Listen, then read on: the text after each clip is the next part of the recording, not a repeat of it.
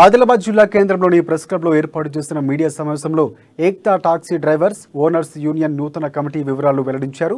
Union అధ్యక్షుడిగా Ilyas, general సెక్రటరీగా రషీద్ ఖాన్, అలాగే కోశాధికారిగా షాయిక్ వసీం హైమద్, అలాగే పాయిక్ ఇక్బాల్ తదితరులను ఏకగ్రీవంగా ఎన్నుకున్నట్లు తెలిపారు. ఈ సందర్భంగా నూతనంగా ఎన్నికైన సభ్యులను ఘనంగా సన్మానించారు.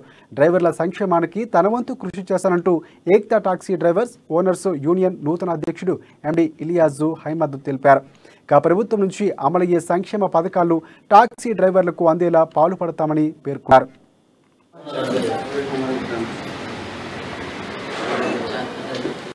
200 మంది ఓనర్స్ అండ్ డ్రైవర్స్ కలిసి ఏకగ్రీవంగా ప్రెసిడెంట్గా నన్ను ఎన్నుకోవడం జరిగింది.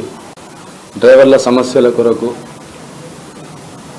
మరి వాళ్ళ ఓనర్ సమస్యల కొరకు యూనియన్ చేసుకోవడం జరిగింది. డ్రైవర్లకు చాలా సమస్యలు ఉన్నాయి అన్నగారు. ఈ సమస్యలని ప్రభుత్వం దృష్టికి, ప్రభుత్వ అధికారుల దృష్టికి తీసుకువెళ్ళడం జరుగుతుంది. इधर देखो।